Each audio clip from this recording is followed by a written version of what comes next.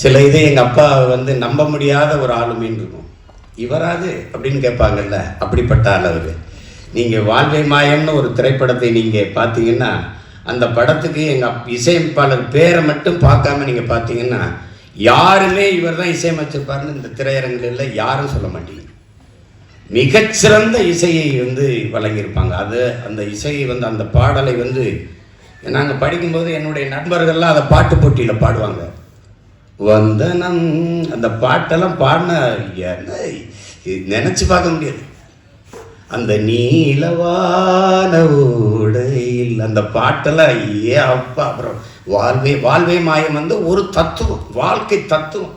வாலி ஐயாவும் அப்பா ஜேசஸ் அந்த இணைவில் உச்சக்கட்ட காட்சியில் பாட்டை போட்டு உட்கார வைக்க முடியும்னு ஒரு இசையமைப்பாளர் நிரூபிச்சிருக்காருன்னா யாராவது சொல்லுங்க. கிளைமாக்ஸ் சண்டை தானங்க எடுப்பீங்க. என்னப்பா சண்டை தானே எடுப்பீங்க நீங்கள்?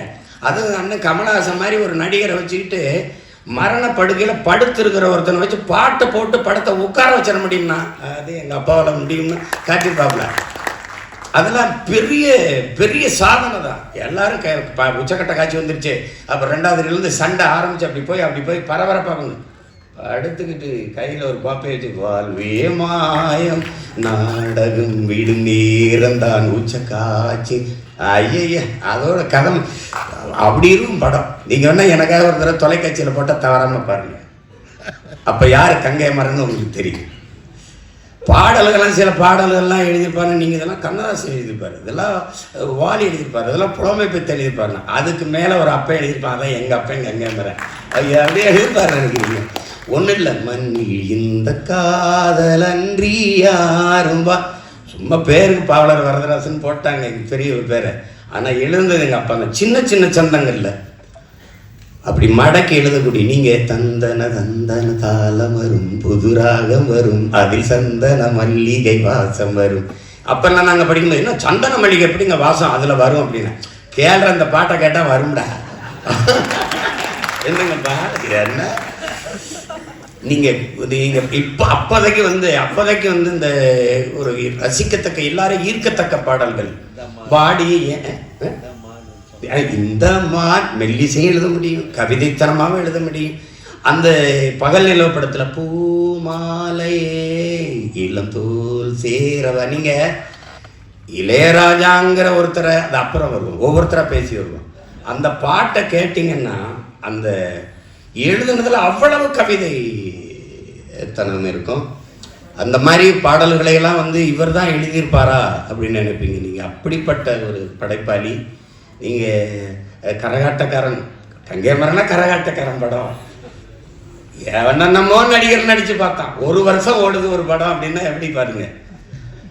அப்படிப்பட்ட ஒரு படைப்பாளி நம்ம கூட வந்து அமர்ந்திருக்கிறாங்கன்னா அது முதல்ல நாங்கள்லாம் பயணங்கள் முடிவதில்லை அதான் நினைக்கிறேன். அதில் வந்து அப்புறம் வாய்ப்பு கேட்டு வர்ற இடத்துல இவர் தான் கங்கை மரன்னு சொல்கிறாங்க. அவர் அந்த மோகனை கூட்டிகிட்டு வந்து அறிமுகப்படுத்துவாங்க. அதில் அப்படி அளப்பெரிய சாதனைகளை செய்த மேதைகள் நம்மோடு சாதாரணமாக உட்கார்ந்திருக்கிறார்கள்ங்கிறதுனாலேயே, அதாவது தாய்ப்பாலும் தண்ணீரும் மலிவாக கிடைக்கிறதுனாலே மனிதன் அதை மதிக்கிறது இல்லை.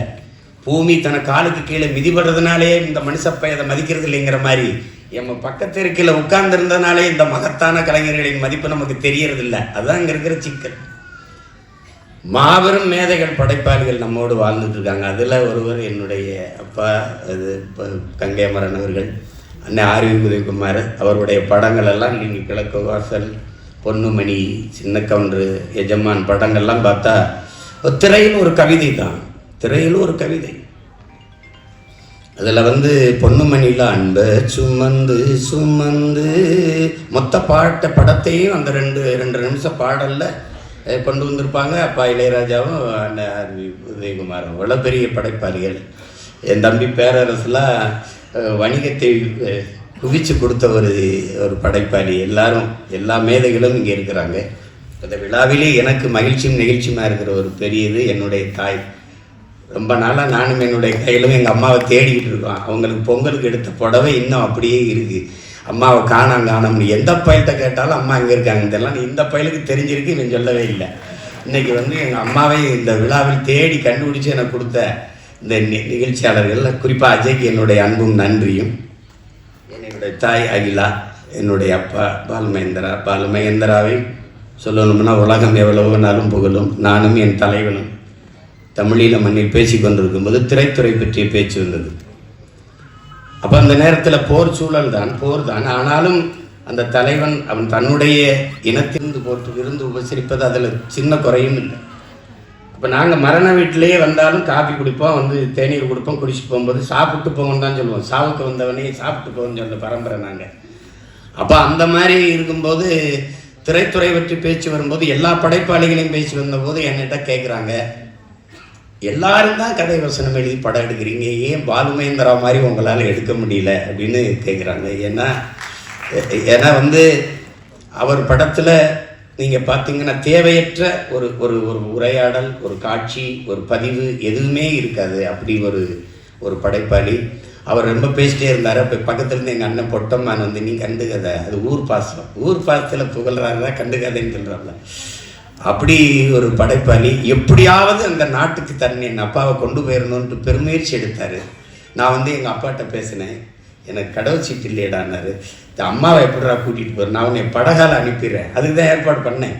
இப்போ சொல்லலாம்ல, ஒன்றும் இல்லை, படகால அனுப்பிடுறேன். அம்மாவை என்னடா நான் செய்கிறது, நீ அம்மாவையும் கூட்டிகிட்டு போ அப்படின்னு நான் சொன்னேன். நான் பத்திரமா வச்சுக்கிறேன், அவரை மட்டும் எனக்கு அனுப்பிடு அப்படின்னாம்ல. பெருமுயற்சி எடுத்தேன், அது சரியாக வரல. அப்படிப்பட்ட ஒரு படைப்பாளி நீங்கள் அறிஞ்சிக்கிறணும். தமிழ் திரை உலகில், இந்த தென்னிந்திய திரை உலகில் தலை சிறந்த படைப்பாளிகள் எடுத்திங்கன்னா பரதன், மணிரத்னம், ஐயா மகேந்திரன், இப்படிப்பட்ட படைப்பாளிகள்லாம் எடுத்திங்கன்னா எல்லா படைப்பாளிகளின் முதல் ஒளிப்பதிவாளர் என்னுடைய அப்பா பாலுமகேந்திரா தான். அவர்கிட்ட இருந்து தான் இவங்க எப்படி உரையாடல் எழுதுவது, எப்படி காட்சி வைப்பது, நகர்த்துவது, எந்த இடத்தில் எப்படி காட்சி நகர்ந்தது எதுவுமே தெரியாது. அதை அவ்வளவு அழகாக அவர்கிட்ட இருந்து கற்றுக்கிட்டாங்க. அதே மாதிரி இந்த எல்லா படைப்பாளிகளுக்கும் முதல் படத்தில் இல்லை, எல்லா படத்துக்கும் இசையமைச்சது எங்கள் அப்பா இளையராஜா தான். அப்படி ஒரு இது. இங்கே விழாவின் நாயகரை பற்றி நம்ம சொல்லணும். நாங்கள் வந்து இங்கே எல்லாரும் பேசிட்டாங்க, நீங்கள் சிம்பனி செல்வன்னு கொடுத்துருக்கிறீங்க. அது ஒன்றும் அவருக்கு ஒன்றும் பெருமை இல்லை. அவர் தனியாக ஒன்றும் சிம்பனி இசைக்க வேண்டியதில்லை. அவருடைய ஒவ்வொரு பாடல்களினுடைய இசை கோர்ப்புமே மொத்தமாகவே சிம்பனி தான். உங்களுக்கு ஐயம் இருந்தால் தளபதி படத்தில் வரல, சுந்தரி கண்ணால் ஒரு செய்தி, அந்த பாட்டை நீங்கள் வரிகள் எடுத்துக்கிட்டு அவர் இசை கோர்த்து அந்த இசையை தொடங்கி ஒவ்வொரு இடத்துலையும் போகிறத தனியாக கண்ணை மூடி கேட்டிங்கன்னா அதுக்கு பேர் தான் சிம்பனி. அதனால் அவர் செல்வன் இல்லை, நாங்கள் சொல்கிறோம் இசை ஞானியும் இல்லை, அவர் இசை இறைவன்னு தான் நாங்கள் சொல்கிறோம். ஏன்னா நீங்கள் இறைவனா என்னென்னா, நீங்கள் ஒரு நகைச்சுவை படம் எடுக்க வருவீங்க, அதுக்கு ஒரு இசையமைப்பாளர், சிலது இந்த திருள் படம் வாங்க அதெல்லாம் சொல்லுவாங்க, அடிக்கடி படம், ஒவ்வொருத்தருக்கும் ஒரு இசை. இதுக்கு இந்த படத்துக்கு இவர் தான் இசையமைச்சா சரியாக இருக்கும். இந்த படத்துக்கு நீங்கள் எங்கள் அப்பா மணிவண்ணன் எடுக்கிற குவா படத்துக்கும் எடுப்பார், விடிஞ்சா கல்யாணத்துக்கு இசையமைப்பார், 100வது நாளுக்கு இசையமைப்பார், அதே மாதிரி கோபுரங்கள் சாய்வுதலுக்கு இசையமைப்பார். ரெண்டு மூணுலாம் ஒரே இசையமைப்பாளர்னா நீங்கள் நம்ப மாட்டீங்க. ஏன் இறைவன்கிட்ட என்ன கேட்டாலும் கொடுப்பாரு. அது நல்ல வந்தாலும் வாழ்த்துவார், கெட்ட வந்தாலும் வாழ்த்துவார், குழந்தைக்கும் வாழ்த்து, பெரியவங்களுக்கும் வாழ்த்து, எல்லாருக்கும் வாழ்த்து, உயிரோடு இருக்கவனுக்கும் வாழ்த்து, செத்தவனுக்கும் வாழ்த்து, எல்லாருக்கும் வாழ்த்து. அது ஒரு அதனால தான் அது இசை இறைவன். அது ஒன்றும் அதில் கீழே ஒன்றும் சொல்கிறதுக்கு இல்லை. அது அவரை பொறுத்த வரைக்கும் நாங்கள் சின்ன பிள்ளைய படம் பார்க்க போகும்போது, அப்போ நான் வாழ வைப்பேன்னு நினைக்கிறேன், அந்த படத்தில் பார்க்குறோம். அப்படியே எங்கள் ஊரில் பார்க்கும்போது இசை இளையராஜாங்கும் போது மொத்த பேரும் கைதட்டினா. அன்னைக்கு தான் பார்த்தேன், கதாநாயகனுக்கு விழாத கைதட்டு ஒரு இசையமைப்பாளர் பேருக்கு விழுதுன்னா, அந்த மாதிரி ஒரு பெயர் இசையமைப்பாளர் பேர் போடும்போது தமிழ் திரையுலகில் கரவொலி எழுந்ததென்றால் அது இந்த நாட்டில் வரலாறு. இளையராஜா என்கிற ஒரு இசை மேதைக்கு தான் அது விழுந்துருக்கு. இளையராஜான்னு பேர் போட்டால் கைதட்டான். அதான் எங்கள் அண்ணன் அறிவிதகுமார் சொன்னார், ஒரு பேரை போட்டால் வியாபாரம் ஆகிடும். எடுத்தவொடனே கதாநாயகன் பேரை தான் போடுவாங்க, ஆனால் இளையராஜாவின் இசையில்னு போடப்பட்டது அவர் வருகைக்கு பிறகுதான். அதை நான் உணர்ந்த தருணங்கள் நிறையா இருக்குது, அதை நிறைய பேசியிருக்கேன், நேரம் குறைவாக இருக்குது. ஆனால் ஒன்று சொல்லணும்னு நினைக்கிறேன். எங்கள் அப்பா என்னுடைய அன்பு தம்பி மு களஞ்சியம் அவர்கள் இயக்கி எடுத்த படம் பூமணின்னு ஒரு படம். அந்த படம் வந்து கோயம்பேடு ரோகிணியில் திரையிட்டு இருந்தாங்க. நான் அப்போ கட்சிலாம் ஆரம்பிக்கலாம், அப்போ திரைத்துறையில் தான் இருக்கும். நாங்கள்லாம் போய் நண்பர்களோட உட்காந்து பார்த்துக்கிட்டு இருந்தோம். பார்த்துட்டு இருக்கும்போது படம் ஓடுது. அதில் அண்ணன் முரளி, எங்கள் அப்பா மணிவண்ணன் இதெல்லாம் நடிச்சிருந்தாங்க, தேவையானலாம் நடிச்சிருந்தாங்க. ஒளிப்பதிவுலாம் நல்லா இருந்தது. அப்போ படம் போயிட்டு காட்சியெல்லாம் போயிட்டுருக்கு. அதில் முரளி அண்ணன் வந்து தேவயானி திருமணம் செஞ்சுட்டு ஒரு இதில் அவங்களுக்குள்ள சின்ன பிரச்சனை. அப்போ வண்டியில் கூட்டிகிட்டு வர்ற மாதிரி வண்டியில் காட்சி பதிவாகிறது எப்படி இருக்குது அப்படின்னா, பெரிய ஆடம்பரமான பின்புல மாற்றங்கள் இல்லை, நடன அசைவுகள் இல்லை, ஒன்றும் இல்லை. வண்டி ஒரு வண்டியில் உட்கார வச்சுட்டு கதாநாயகி பாட்டு பாடிட்டு வர்றாரு, அவ்வளோதான்.